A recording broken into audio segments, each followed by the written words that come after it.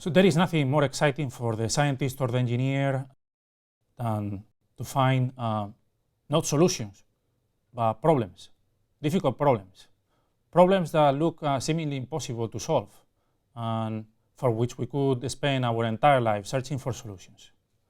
Hypersonics is full of such problems. So one notable characteristic that differentiates hypersonics from other applications in engineering physics that will probably be solved in our lifetime is the astonishing values of velocities, accelerations, forces, and energies that are involved in the problem, and which defy all engineering principles and take them to the edge of the unknown. However, the problems at the frontier of knowledge are actually the most exciting ones, because today's impossible problems are the problems of the future, and the problems in which you should be working on.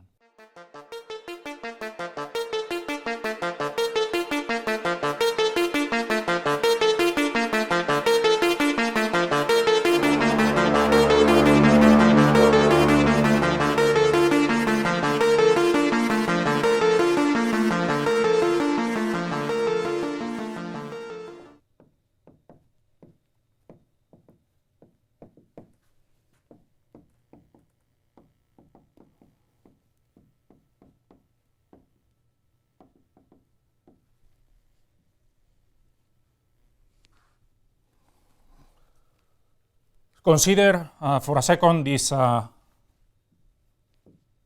hypersonic vehicle.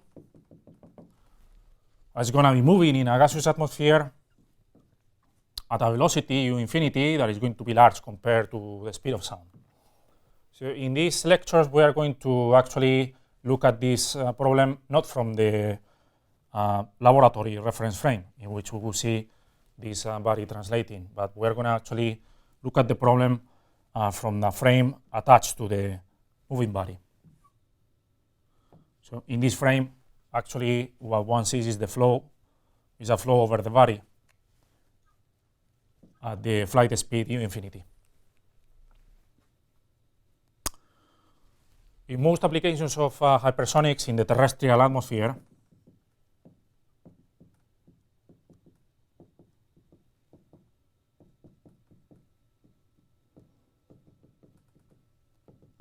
the velocities that are involved are of the order of 1.5 to 12.6 kilometers per second, or you could express these velocities in equivalent units as 3,400 to 20,000 miles per hour, and also 5,400 to 42,000 kilometers per hour. Or if you're not happy with these units, you could also express them as 5 to 42 kilofeet per second. When one takes these velocities and uses a reference speed of sound, say could use speed of sound of approximately 300 meters per second. This speed of sound occurs at an altitude in the stratosphere of about 35 kilometers. We will see later in this course that the speed of sound actually does not vary that much with altitude, and this could be taken as a reference value. Then the resulting Mach number, the resulting interval of Mach numbers that emerges from these ranges of velocities is Mach numbers ranging from 5 to 42.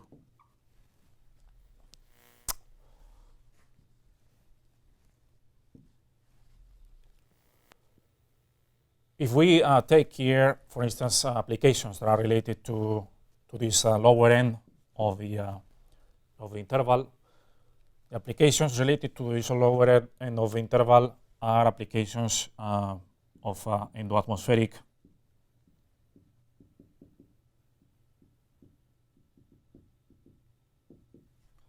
hypersonic flight.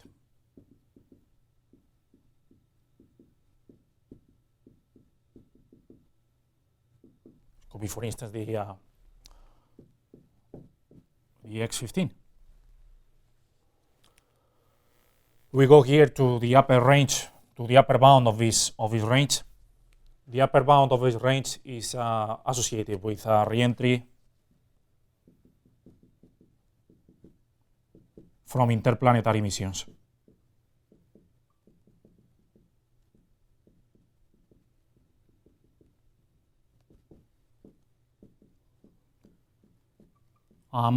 More particularly, re-entry from the inner planets.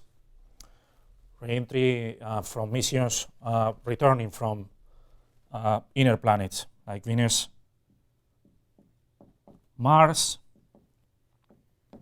and in addition to that, missions returning from the Moon.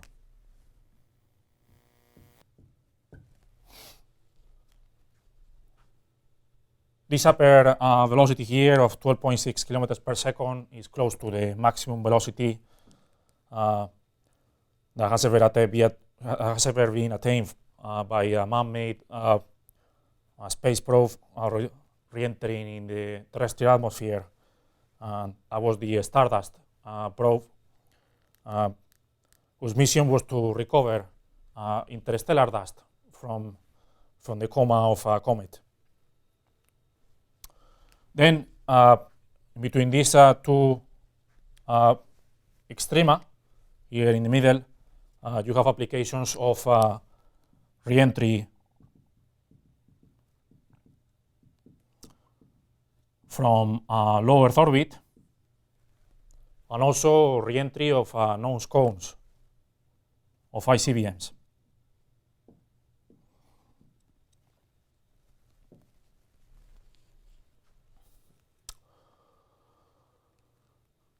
Well, so when one looks at this Mach number interval, it is important to realize that this interval is for the terrestrial atmosphere, right?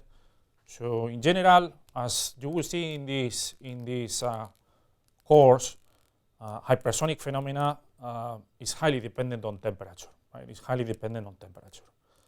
And hypersonic phenomena may not necessarily arise starting at Mach 5 in other atmospheres, in other extraterrestrial atmospheres. So it is important to keep that in mind.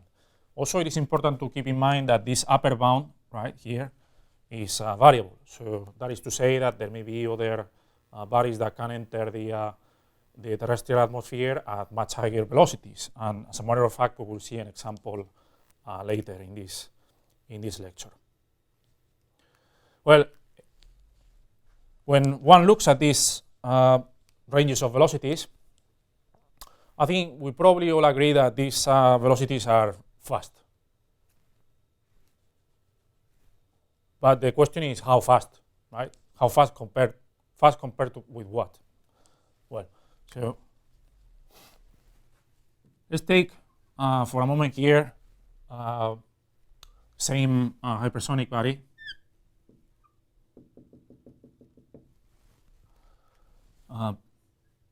Is going to be flying at Mach 10. Mach 10 at this altitude is going to be equivalent to a velocity approximately 3 kilometers per second. 3 kilometers per second, if you think about it, 3 kilometers per second is about 30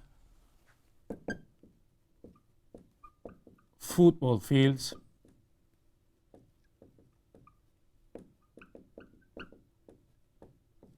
per second. So every second, this body is traveling a distance equivalent to 30 football fields. This is needs to be compared against other more mundane engineering applications, right? Like, for instance, let's take the example of a car. When we are driving our cars in the highway, So the velocities that are involved, I hope, that are not much faster than 60 miles per hour, or what is equivalent 27 meters per second.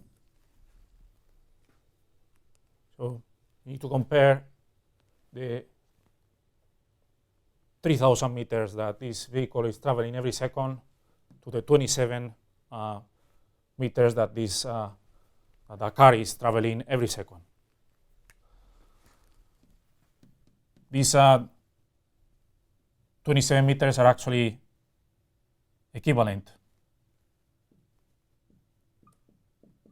to a Mach number of 0.08.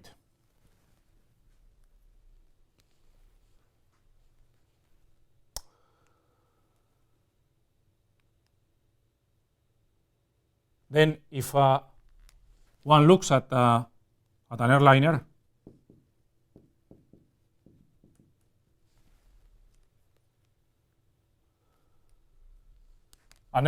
right, is traveling at a velocity of approximately 600 miles per hour. That will be a near transonic velocity. That will be equivalent to Mach 0.8. And these 600 miles per hour are also equivalent to 270 meters per second. I think it's also important here again to emphasize the 270 meters that this airliner is traveling every second compared to the 3,000 meters that this Mach 10 bar is traveling every second, right? As a matter of fact, one could make the following comparison. If you take the distance from San Francisco airport to the Madrid airport in Spain,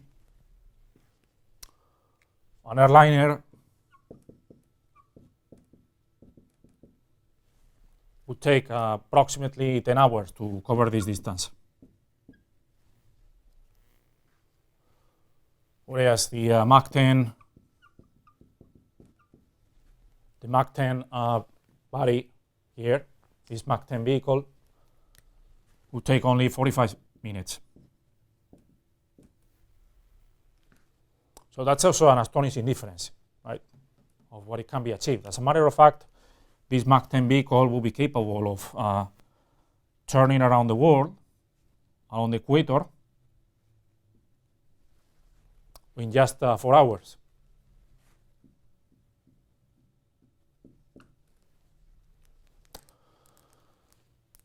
So one of the questions that is always asked, right, is why is that these high speeds are not being used for high-speed transportation?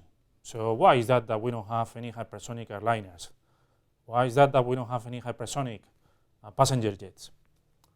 Why is that we don't even have a hypersonic fighter jet, not yet? So, well, I think there are, when one thinks about science fiction applications, it is dangerous to ignore all these numbers and then start imagining futuristic type of vehicles that, nonetheless, when one goes into the details and looks at the numbers, one realizes of the huge challenge associated with designing and building such vehicles. So in order to illustrate this, let me just here point out some of the possible effects that one could observe if one had a hypersonic vehicle moving at Mach 10. Let's assume first, let's talk first about reaction times.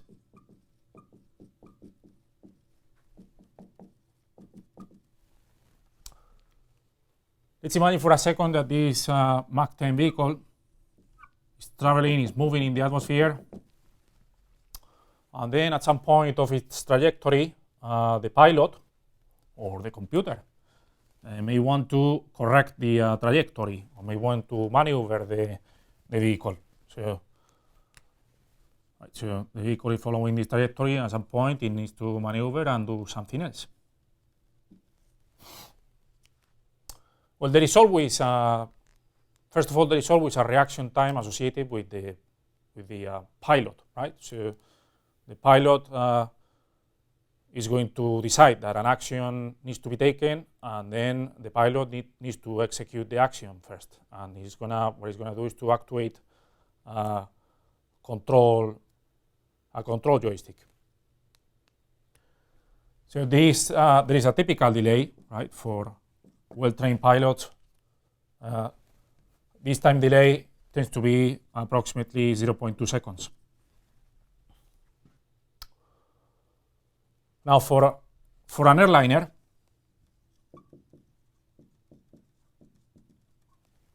the distance associated with this delay in reaction, right? So this delay in reaction is going to translate in space in a length, right?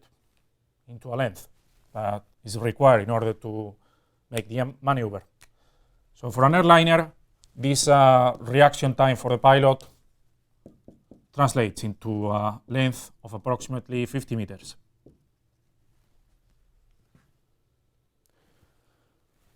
However, for a Mach 10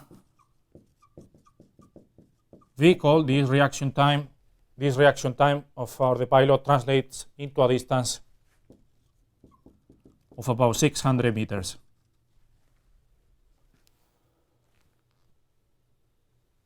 This reaction time here for the pilot does not account for the time that is required for the control surfaces to actually execute the action. So there are going to be hydraulic mechanisms here that are going to actuate the control surfaces. So this time delay is actually, in practice, is much larger than this. So in practice, this time delay can actually be at least 1 second.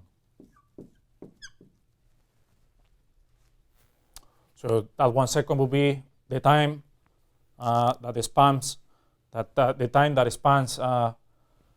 from the pilot deciding to take an action until the instant of time in which the control surfaces are starting to execute the action.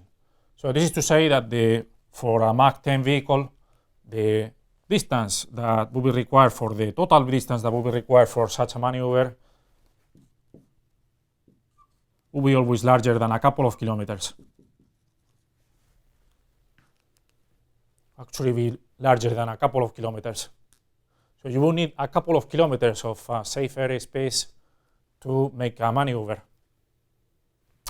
So obviously these are long distances, right? These are long distances that are unaffordable in critical situations, either for avoiding an accident or for dodging missiles or enemy airplanes.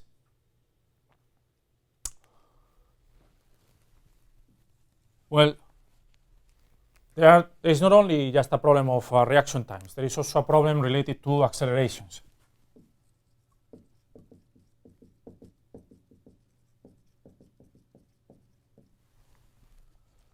Consider the same hypersonic vehicle now attempting to perform a turn.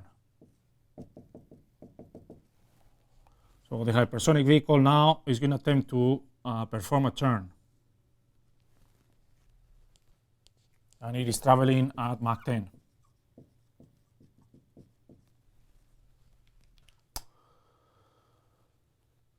This turn, right, could be motivated by several reasons, for correcting the trajectory, or also maybe for dodging incoming surface-to-air missiles from the ground, launched from the ground.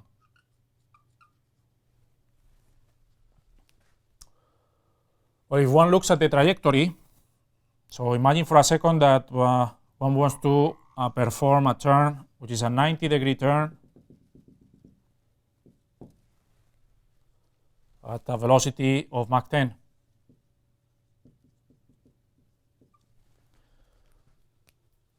This turn is going to have a radius of curvature R0. Because of the centrifugal acceleration here, because of this circular motion, there is going to be a centrifugal acceleration here, centrifugal acceleration, which is going to be u infinity squared divided by the radius of curvature. Well, this centrifugal acceleration is going to tax both the structure of the airplane or the structure of the hypersonic vehicle, but also is going to tax the pilot. And as a matter of fact, experience shows that these centrifugal accelerations, they need to be always kept smaller than approximately 8 times the gravitational acceleration in order for the pilot to not get an impairment in his or her skills, right? So if one sets this limitation in the turn, then one finds that the radius of curvature that is required for the centrifugal acceleration to stay below 8 times the gravitational acceleration is approximately 110 kilometers. And the total maneuver time takes approximately 1 minute, 60 seconds. So this is a huge distance, right, for performing a 90-degree turn, huge radius of curvature, and a long time. You can compare this, the same numbers, the same situation for an airliner. For an airliner can perform in an emergency case scenario in which one could afford these 8 Gs in the cabin. One could perform this turn in 1 kilometer with a 1 kilometer radius of curvature, and the total maneuver time would be approximately 10 seconds. So a much more compact maneuver for the airliner. Remember also that there are passengers. If there are passengers in this hypothetical vehicle, like in a hypersonic airliner, then the passengers for sure are not going to be trained to withstand 8 times the gravitational acceleration.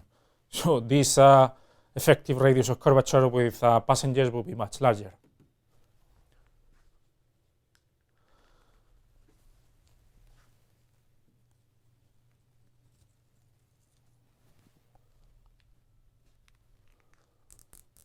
Well, there are even more limitations that arise. So one of them is also related to the forces that would appear, let's say, in an airliner type of configuration. Let's imagine for a second that we have the chance to build a hypersonic airliner.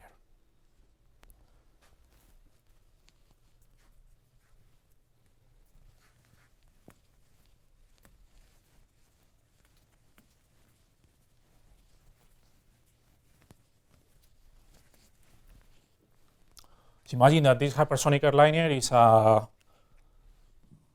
new generation of Concorde type of vehicle. So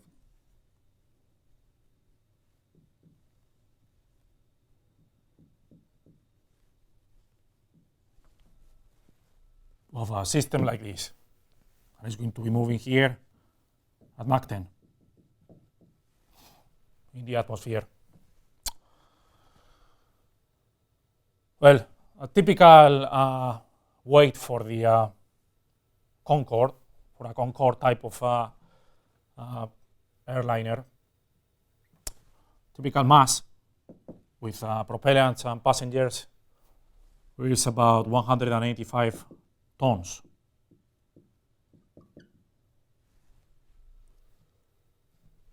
Which is equivalent to 408,000 pounds.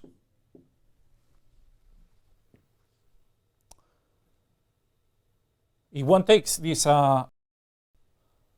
airliner and calculates the kinetic energy, its kinetic energy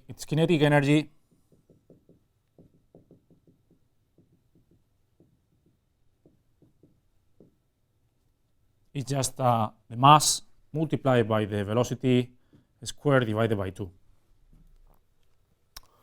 If you plug in these numbers, Mach 10 and this mass, into this kinetic energy, then you will obtain that this number is equivalent to 200 tons of TNT. So this airliner is carrying a kinetic energy equivalent to the explosive yield of 200 tons of TNT. Just to give you an idea of how large is this energy, this is actually equivalent to 20 times the explosive yield of the GBU 47B MOAB.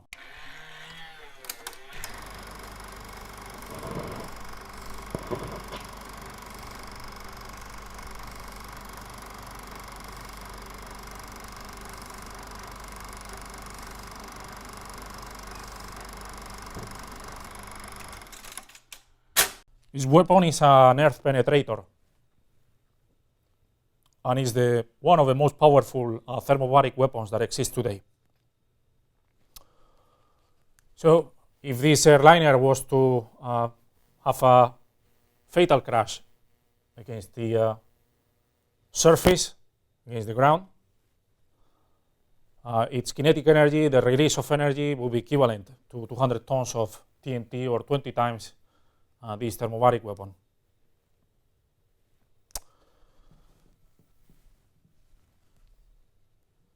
There is also another calculation that we can make here, and it is related to the drag forces.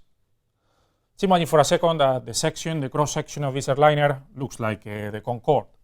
So if I may here sketch it, you have something like this with 2 wings and the tail. Typical cross-section area for the Concorde was approximately 15 meters square. And the Concorde used to fly at an altitude of approximately 20 kilometers. This is in the lower stratosphere, where the density is 0.1 kilograms per meter cube. So let's calculate here what kind of drag force we will have in this airliner.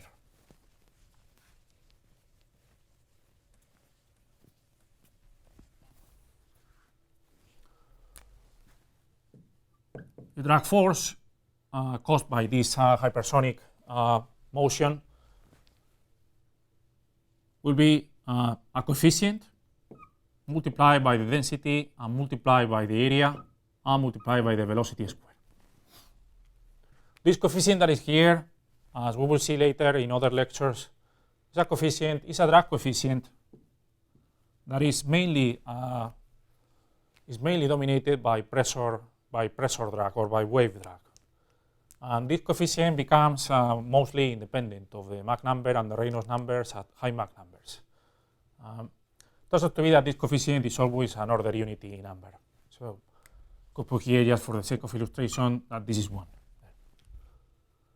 If one calculates this drag force turns out to be 13.5 million newtons. Or equivalently, around 3 million pounds. 3 million pounds of force that we applied as drag on the airliner. Well, so when one thinks about this force that is going to be huge, then this airliner is going to need an appropriate propulsion system in order to overcome this drag force. So it needs to have a propulsion system capable of at least overcoming this drag force. So in other words, the propulsion system needs to have a thrust equal or larger than 3 million pounds. When you look at these numbers, you realize that there are not so many propulsion systems capable of overcoming these type of forces. There is one famous propulsion system capable of doing that, and that's precisely the F1 rocket engine.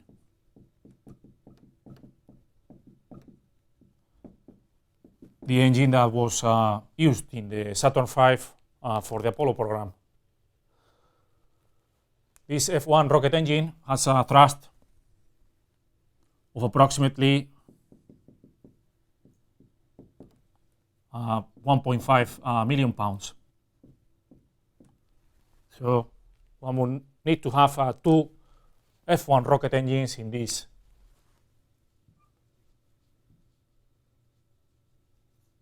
hypersonic airliner in order to overcome this drag. However, although you may already be envisioning some problems with this approach, one of the main problems is going to be the fuel that these, the propellants that these rockets are going to have to use, right? Just to give you an idea, this F1 rocket engine used to, when it was in commission during the Apollo program, this rocket engine used to consume approximately 15,000 gallons of fuel per minute. 15,000 gallons of fuel per minute. Well, I'm going to need two F1 rocket engines for overcoming this thrust.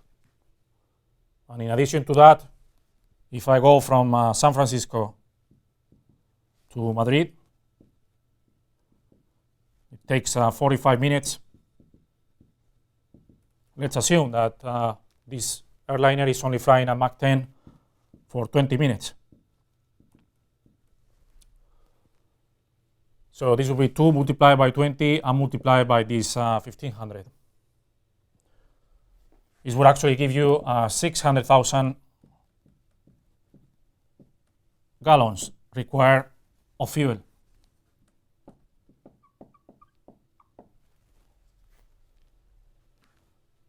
$600,000 gallons. So these 600,000 gallons could be, for instance, here, right? Put in a tank, in a propellant tank there. I should have a volume of 2,200 meters cubed. The length of this propellant tank, if we take it, could be similar to the length of the Concorde. That will be 67 meters, and the radius of the propellant tank could be 4 meters. That will give me the 2,200 meters cubed. So I will have here, right? I will need to add here a propellant tank down here over the entire length of the Concorde with a 4 meters radius filled with 600,000 gallons of kerosene. Well, the main problem of this is that if you take this mass of kerosene multiplied by its density, that basically gives you a huge propellant weight at takeoff. Give you a huge propellant weight at takeoff. Give you more than 2.2 million kilograms. So in other words, you are multiplying by more than 10 the weight of the airliner, the original weight of the airliner.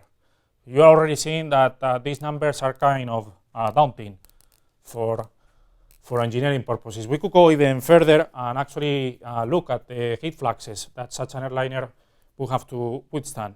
So if I come here, right, so this airliner is going to be subject to thermal loads.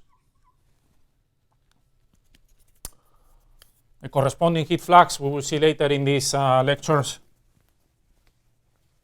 that could be estimated in the following way. It's going to be a coefficient here multiplied by the density and multiplied by the velocity cube. This coefficient is no longer of order unity for the heat flux because this coefficient is very much related to viscous effects. We will see later that this coefficient, typical number, is going to be 10 to the minus 2. There. If you take here this heat flux and substitute the numbers, the corresponding number that you're going to get is approximately 30 megawatts per meter square. This heat flux going into the structure of the hypersonic airliner is actually equivalent to 3 times the heat flux on the Apollo capsule. Actually, not 3. Going to be actually equivalent to 10 times. 10 times the heat flux acting on the Apollo capsule during re-entry.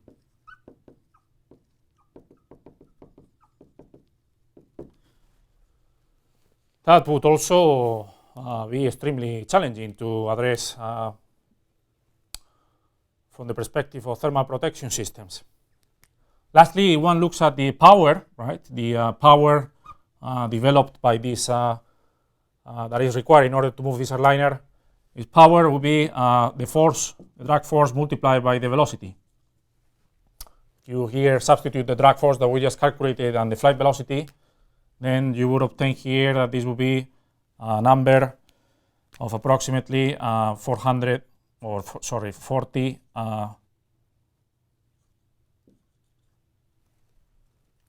gigawatts.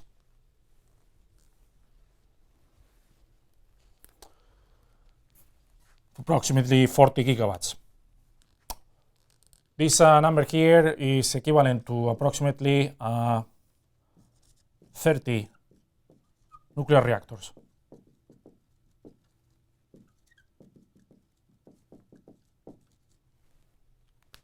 30 nuclear reactors. So, well, as I said in the introduction, these problems look impossible, but remember, the important problems are the problems that have never been solved. So let's look now at another aspect of the problem of hypersonics, and because I gave you here a while ago the range of hypersonic Mach numbers.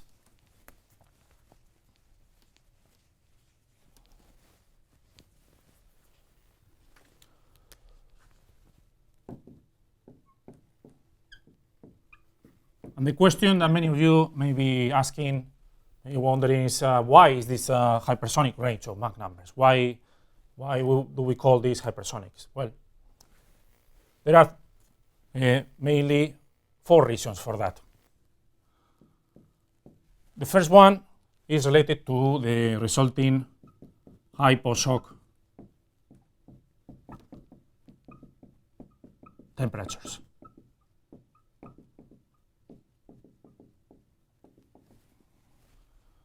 When one looks at a planar shock like this, and one has here a Mach number of 5, if one looks at this problem in the stratosphere, then the resulting post-shock temperature is going to be approximately of 1300 kelvins.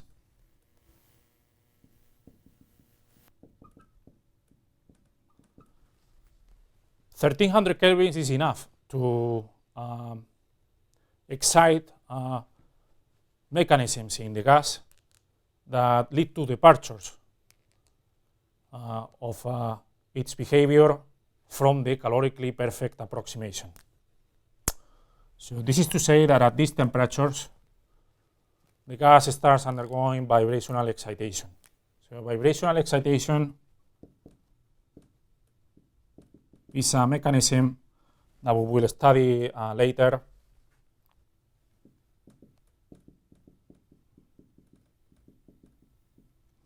And it becomes important at temperatures starting at 800 kelvins or 1000 kelvins. This type of temperatures. So, and that is related to the jiggling motion of the molecules, right? So they're going to be vibrating, and at some point that vibration is going to be large enough to contain a significant amount of internal energy. The most significant consequence of this process is that the gas is not going to be calorically perfect any longer. So the gas is not calorically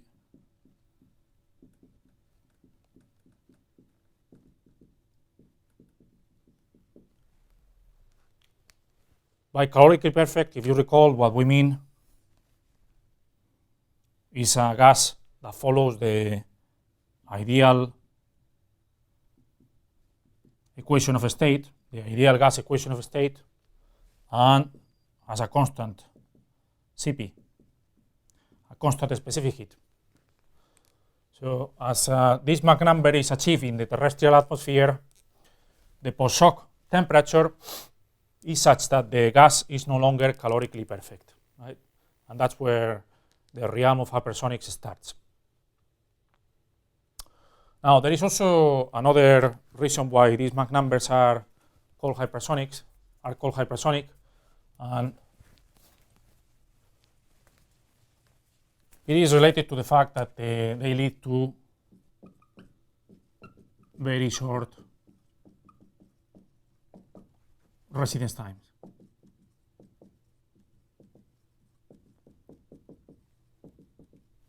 So this is to say that if one again looks at the vehicle, then the residence time of the gas molecules around the vehicle that has a length L, right? So this residence time is going to be L divided by U infinity. This residence time is typically short, so it tends to be of the order of a millisecond or a fraction of a millisecond. This residence time, particularly close to the edges of the vehicle, the edges of the fuselage, is going to be short. It's going to be short, and it's going to be comparable to internal times of the gas, internal time scales that are related to the relaxation of molecular degrees of freedom and the relaxation of chemical effects. So, in other words, the ratio of the residence time to the characteristic relaxation time of thermochemical processes is never large.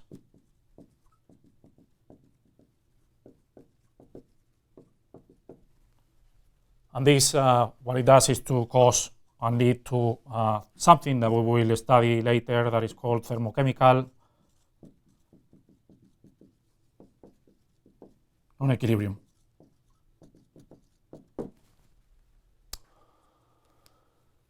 There is also another crucial aspect that characterizes that range of hypersonic Mach numbers, and it is related to aerodynamic heating.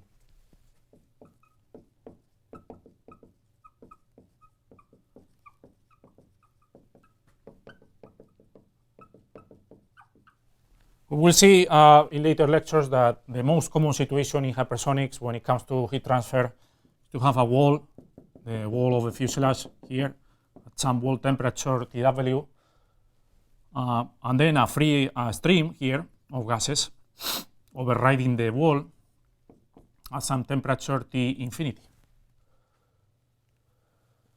In particular, the common situation in hypersonics is one in which the wall temperature is larger than T infinity. We will see that that happens very often. And when that happens, you may expect, knowing, if you recall your classes of heat transfer, we understand that, probably remember that if this temperature is smaller than this temperature, then obviously there is going to be a heat flux in the direction of decreasing temperatures, right? So, well, there is a counterintuitive effect that appears in hypersonics whereby the heat flux actually is not in this direction, but it's in the opposite direction. So the heat flux goes from cold to hot. That is very counterintuitive for the engineer. And we will study the reasons for this, which have to do with intense friction here, close to the wall. Then there is yet another reason why these Mach numbers are called hypersonic. And this this reason justified on the grounds of classical invisible flow theory. When one has a slender body like this,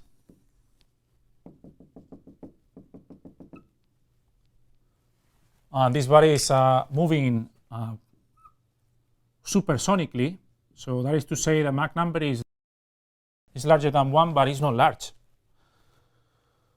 Then imagine that this body has a length L, and the transversal length here is much smaller than L. In particular, if this is the opening angle of the wedge here, then for small deltas, that is to say for slender bodies, then this transversal length can be expressed like that, delta L. A slender body in a supersonic stream, what it does is to typically lead to a shock wave here, a shock wave whose incidence angle here that we call beta, this incidence angle tends to be very close to what is called the Mach angle, that we denote by mu sub m, Mach angle. This Mach angle is just the arc cosine of 1 over the Mach number.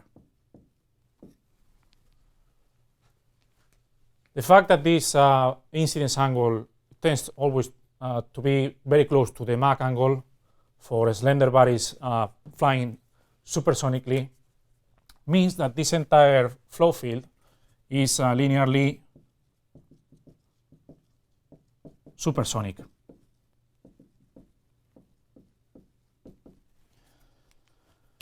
This can only be understood by looking into the details of the small disturbance theory for supersonic flows. But if you did already, or you will do in the future, you will realize that that theory is actually linear. And it is linear because the opening angle delta is such that the sine of delta is always much smaller than the sine of mu, which is 1 over the Mach number. Since delta is small, what this means is that delta multiplied by the Mach number, by the flight Mach number, is actually much smaller than 1. So this is a landmark characteristic of supersonic flows. Supersonic flows over slender bodies actually makes the treatment of the invisible flow field linear. So the flow field becomes linear in the sense that one can write a set of small disturbance equations, and the problem becomes linear. So then the problem is that when one takes the same body and goes into hypersonic Mach numbers,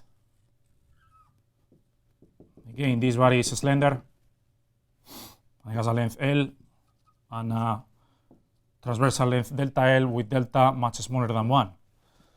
Then what you will see that happens here is that there is a shock wave that emanates also from the nose, whose incidence angle here, beta, is very close to delta. So here the shock wave actually envelops the hypersonic vehicle very closely to the fuselage. One of the landmark characteristics of hypersonic flows over slender bodies is that the sine of beta, which is similar to the sine of delta, is actually much larger than the sine of the Mach angle, which again is 1 over the Mach number. For small betas or deltas, this means that delta multiplied by the Mach number is actually much larger than 1. And also that delta is actually much larger than the Mach angle.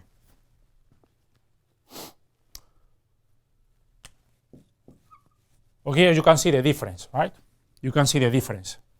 Later you will realize that this parameter is very, very important for the treatment of hypersonic invisible flows. But for now, I just want you to understand that the slope of this surface here of this inclined surface of the body, even if the body is slender, the flow here is sufficiently fast such that the vertical disturbance introduced by this moving body is actually strong. It's strong and it is supersonic. And it renders the theory of invisible hypersonic flows over a slender body as nonlinear. So this flow is actually nonlinearly hypersonic.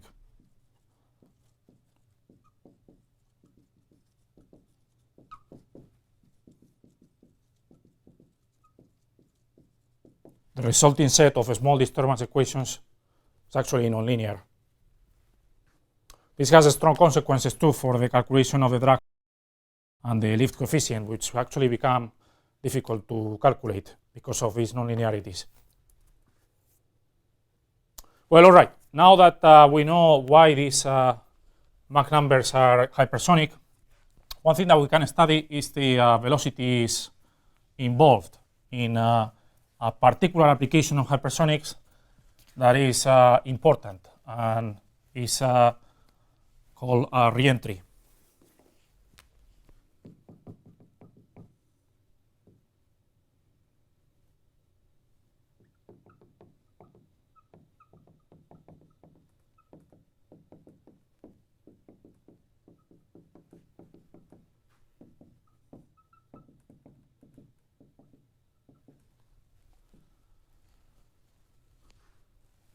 So let's just look at the problem of re-entry here.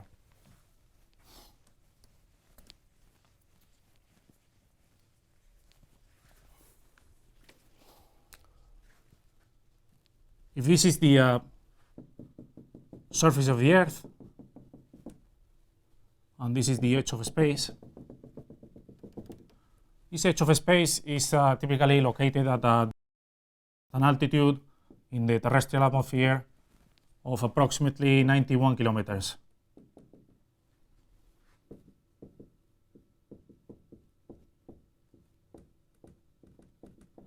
This 91 kilometers is typically called the von Karman line.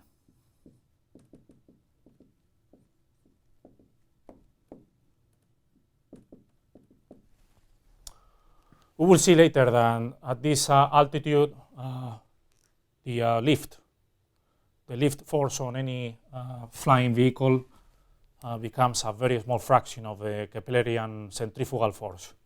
And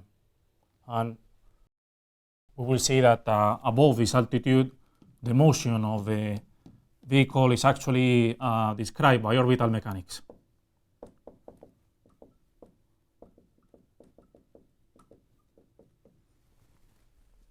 It's actually orbital mechanics that gives us the a Keplerian orbit here entering the atmosphere. The spacecraft is going to be moving along this orbit, and at some point it's going to be entering in the atmosphere, and it's going to do it with some velocity that we're going to call u sub v, and at some angle too that is going to be gamma sub v.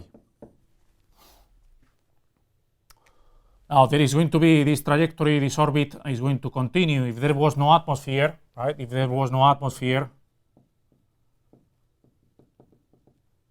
this trajectory would continue in vacuum. But in general, this vacuum trajectory that is called a vacuum conic, this trajectory differs from the real trajectory because of air resistance. So the real trajectory is going to look like this here up to the impact point. Well, here within the atmosphere, one is going to have a maximum deceleration somewhere.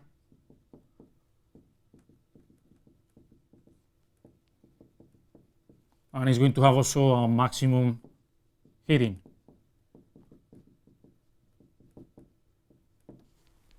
In particular, the kinetic energy of a spacecraft, which is given by the mass multiplied by the velocity square divided by 2, this entire orbital kinetic energy, most of it, actually 99% of this kinetic energy, is dissipated in the atmosphere. It's actually dissipated in the atmosphere.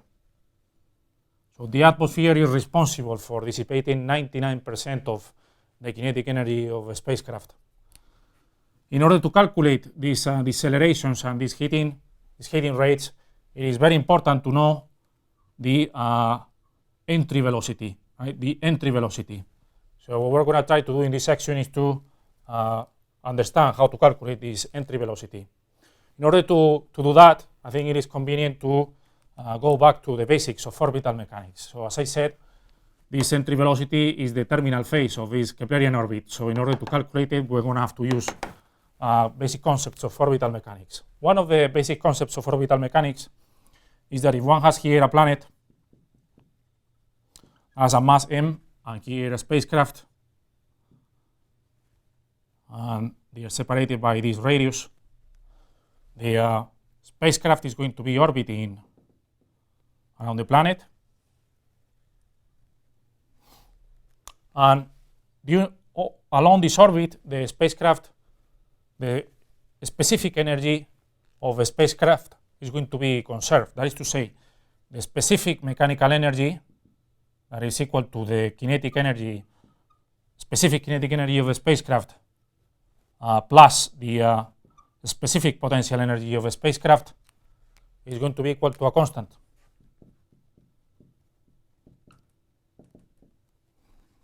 This is to say that in the vacuum of a space, the spacecraft can only exchange mechanical energy by potential energy. In this equation, mu is equal to the universal gravitational constant multiplied by the mass of a planet. This parameter mu is called the standard gravitational parameter.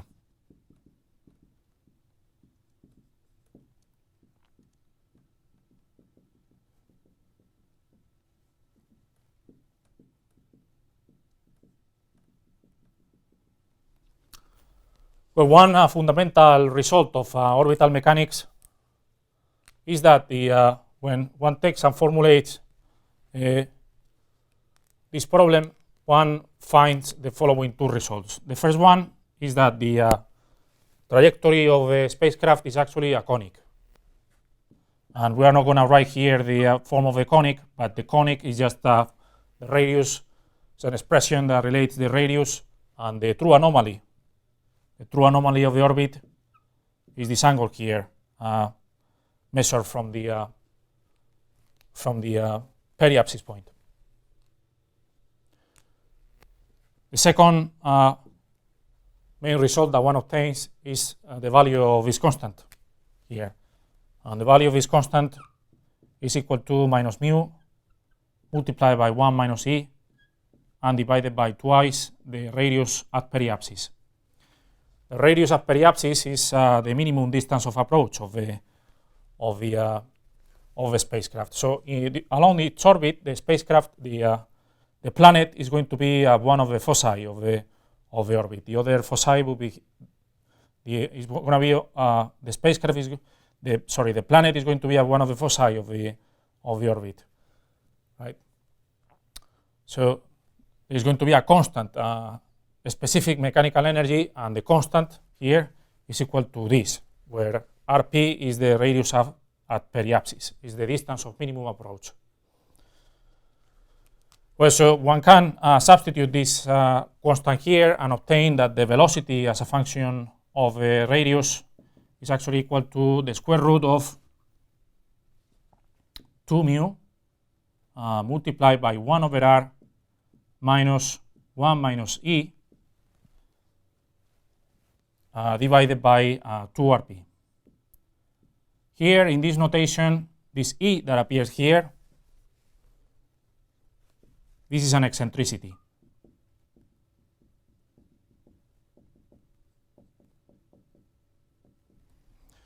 These conics can be circles, can be ellipses, parabolas, or hyperbolas, and they are characterized by this eccentricity. Well, so that equation there for the velocity will give me the velocity of a spacecraft at any radius measured from the center of a planet. So let's look at some particular cases here.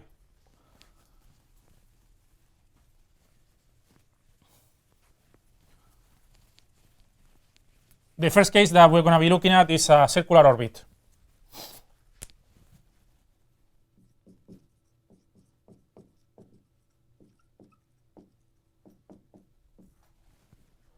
So in a circular orbit, the eccentricity is equal to 0, and the radius of periapsis is actually equal to the radius everywhere.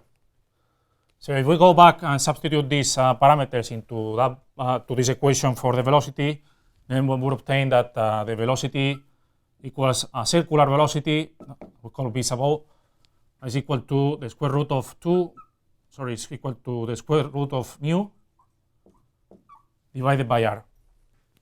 So this expression here depends on the radius, right? That will be the radius of a circular orbit. And actually, it's important to notice that the circular velocity decays with distance from the center of the planet. So this expression here can be developed in the following, can be expanded in the following limit.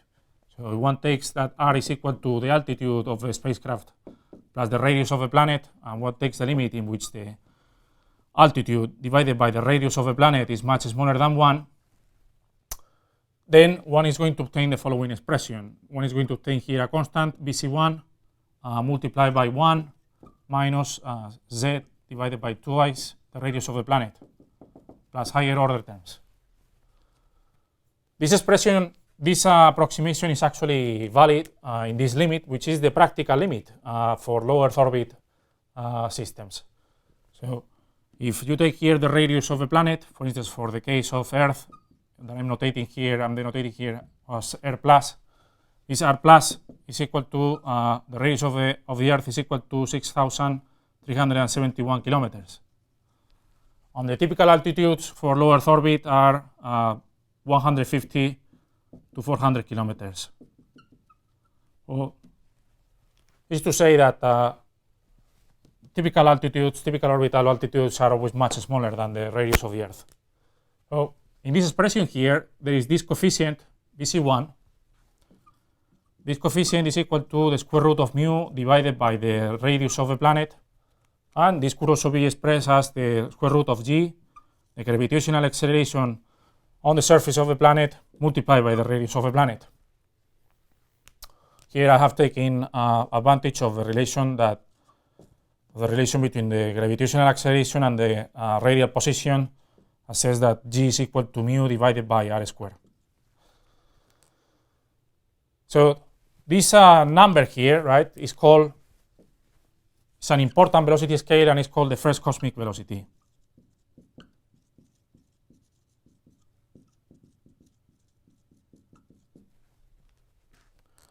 When one goes and substitutes here the properties or the radius of the planet Earth and the standard gravitational parameter of the planet Earth, then one obtains that the first cosmic velocity for the Earth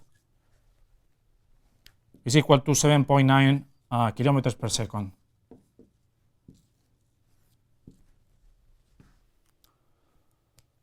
Furthermore, when one calculates here the Mach number associated with this velocity, and one takes, for instance, the speed of sound at the von Karman line, that will be 275 meters per second,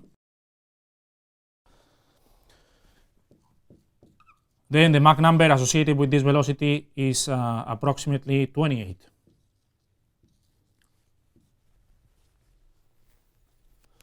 So here on this table, you can see different values of the first cosmic velocity for different planets. And one of the things that you are going to notice rapidly is that there are massive planets like Jupiter whose first cosmic velocity is actually very large.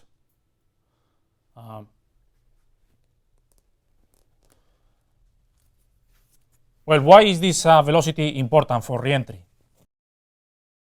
So in a re-entry from low Earth orbit, the spacecraft is going to undergo what is called a de-boost maneuver, using, for instance, a retro rocket in order to decrease its velocity. That is going to send the spacecraft into a descending elliptical orbit that is going to intercept the surface of the Earth. So during that de-boost maneuver, the velocity is going to decrease, but it can be shown that for shallow entries, right, and for orbits that are not too far from the realm of low Earth orbit altitudes, the resulting velocity is actually very close to the first cosmic velocity. So in other words,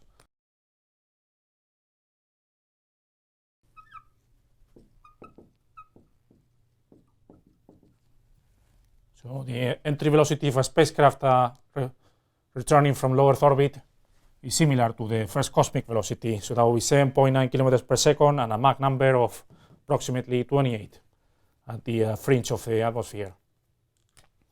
In addition to spacecrafts returning from low Earth orbit, there is also another application for which this velocity, this first cosmic velocity becomes important, and it is related to intercontinental ballistic missiles. In this sketch, you can see the trajectory of an intercontinental ballistic missile that is composed of an ascending portion, a burnout point. At the burnout point, basically the engines are shut down and the payload is going to coast in space along an elliptical arc. So this burnout point tends to be at 140 kilometers to 200 kilometers for most systems. Just to give you an example, for the Minuteman III intercontinental ballistic missile, the burnout altitude is about 140 kilometers and the burnout velocity is about 6.5 kilometers per second. Because of the symmetry of its trajectory, the missile is, or the nose cone of the missile is going to re-enter the atmosphere at approximately the same velocity that it had at burnout. That is, again, velocities on the order of 6 to 8 kilometers per second. In other words, they are not very far from the first cosmic velocity. So this limit here, this approximation here is also interesting and valid for the re-entry of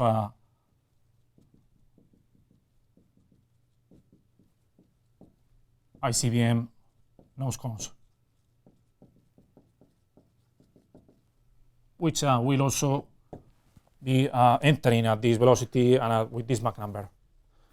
There is a second velocity scale that becomes important, and that's called the second cosmic velocity.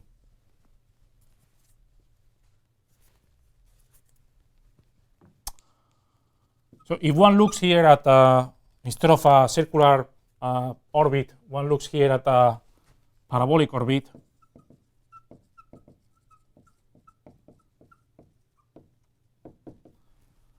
then the eccentricity of a parabolic orbit is actually equal to 1.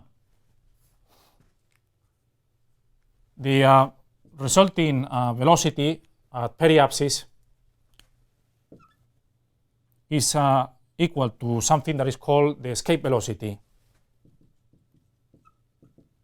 The escape velocity is going to be equal to 2 multiplied by the standard gravitational parameter and divided by the radius of periapsis. This escape velocity is such that if we go back here to the conservation of mechanical energy, think about it, is such that if I put here the escape velocity and here the periapsis, is such that the total specific energy of a spacecraft is equal to 0. And this is to say that at infinity, the velocity of a spacecraft is 0. So if at periapsis the spacecraft has this escape velocity, it means that at infinity the spacecraft has barely escaped the gravitational field of the planet. Because of the same reasons that we were here expanding this expression in terms of this small ratio of altitude to the radius of the planet, here we can do the same and obtain that this escape velocity can actually be expressed as a constant here multiplied by 1 minus the altitude at periapsis divided by twice the radius of the planet plus higher order terms. In this expression, this constant BC2 is actually equal to the square root of 2 multiplied by mu and divided by the radius of the planet, or what is the same, the square root of 2 multiplied by the gravitational acceleration of the surface of the planet multiplied by the radius of the planet. This velocity that you have here is called the second cosmic velocity.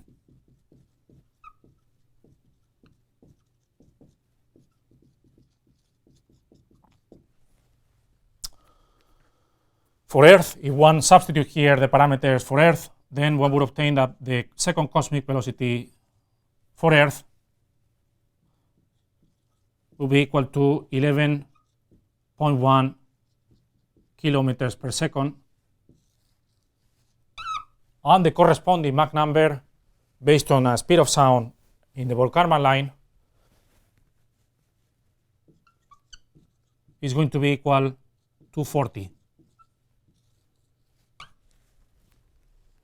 So spacecraft centering at the second cosmic velocity are going to have a Mach number close to 40. Those are typical Mach numbers of entry from missions returning from the Moon, from Venus or Mars. Why is this second cosmic velocity important for our purposes? Well, so in order to understand this, with this we're going to finish this lecture, is the following. We can here sketch the following trajectory. A second cosmic velocity becomes important for re-entry of spacecrafts returning from interplanetary missions. If we take here, for instance, planet Venus, and this is the Sun, and this is Earth. In order to return, for instance, from Venus, it was observed many years ago that the most efficient orbital trajectory is what is called a Hohmann transfer. This Hohmann transfer looks like an ellipse, like this, with the Sun centered at one of the foci of this ellipse. This is called a Hohmann transfer.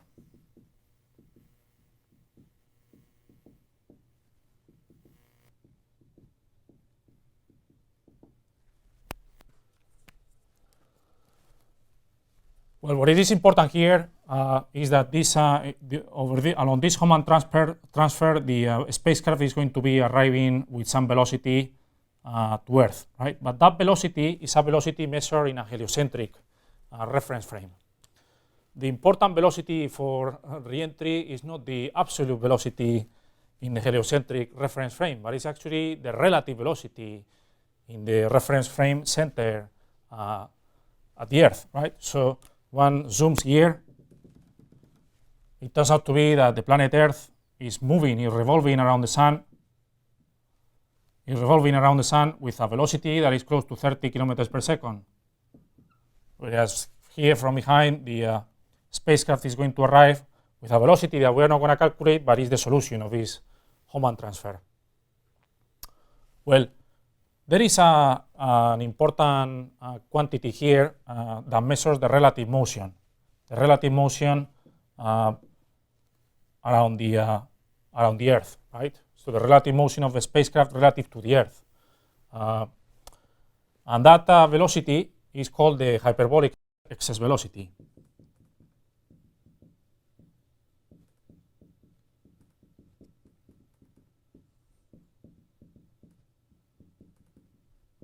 And we denote it as this symbol.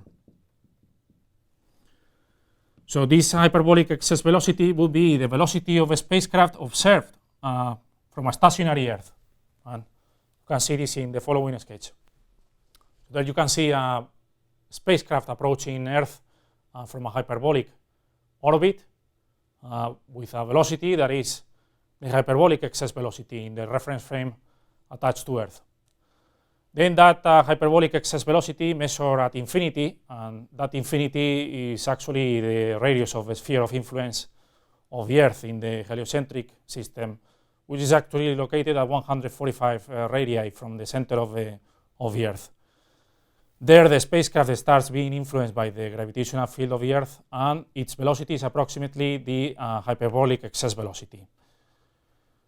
the hyperbolic excess velocity, when one does conservation of energy here, one applies the conservation of energy, the hyperbolic excess velocity is related to the entry velocity through the energy conservation. So this is going to be the kinetic energy of a spacecraft of infinity is going to be equal to the entry velocity square minus mu multiplied by the altitude of entry plus the radius of the planet. So from here I can relate these two scales.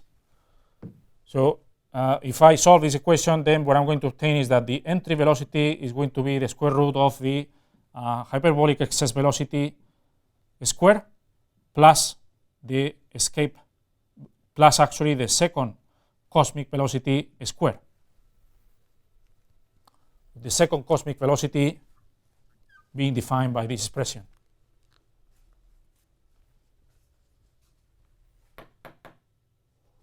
So from there I can calculate an entry velocity from an interplanetary mission. Let me just show you in a table the different values of the second cosmic velocity and the hyperbolic excess velocity. So in this table you have a list of second cosmic velocities for different planets. Again, massive planets have very large cosmic velocities. If you paid attention to the first part of this lecture, you may have seen that the forces scale as the square of the velocity and the heat fluxes square as the cube of the velocity. So these increments that you see in this table, for instance, going from the Earth to Jupiter, increments in these velocities by factors of order 5, they are going to translate in increments of forces and heat fluxes of the order of 5 square and 5 cube. And those are important, very important differences that can actually make one mission completely fail or succeed. Here in this other table, you can see the hyperbolic excess velocities for missions returning to Earth from other planets.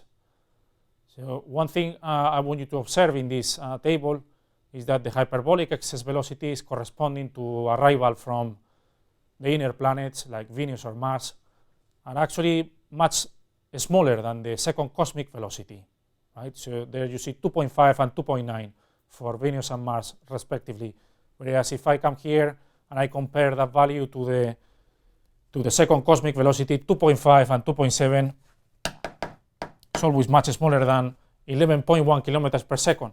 So that is to say that for re-entry of spacecrafts returning from inner planets,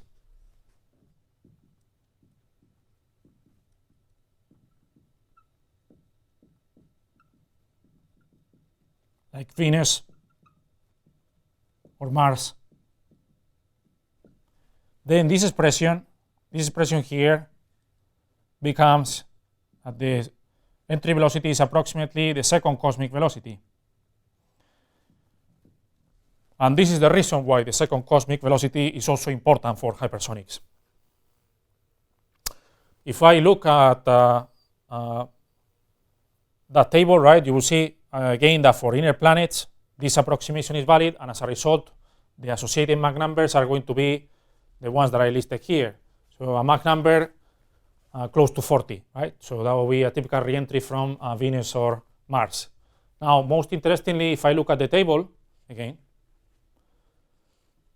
then the hyperbolic excess velocity for the outer planets like Saturn, Uranus, and Neptune is actually large. And is actually comparable to the second cosmic velocity.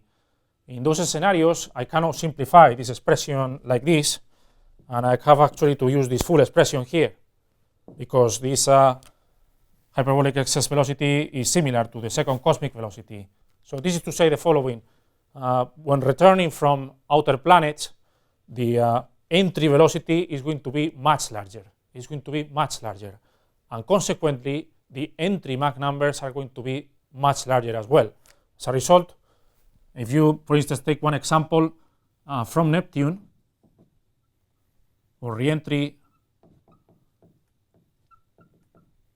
from Neptune, so in a mission returning to Earth from Neptune, the associated Mach number is actually closer to 60. And these are very large Mach numbers that are very challenging to deal with. One last thing I wanted to mention is that all these velocities that you have seen here, the first, second cosmic velocities, are very large compared to the typical rotation velocity of the Earth around its axis. The typical rotation velocity of the Earth around its axis here is approximately 400 meters per second. If we compare that velocity with the first and second cosmic velocities,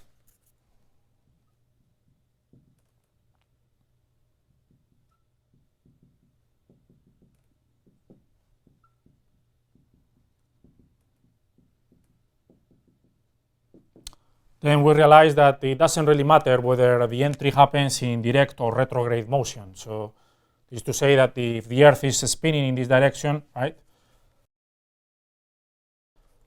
it doesn't really matter for practical purposes, or at least it doesn't cause any order unity change in the numbers, whether the re-entry happens in direct, so that will be in a trajectory aligned with the direction of gyration of the planet, or in retrograde direction. So that is to say against the rotational motion of the planet.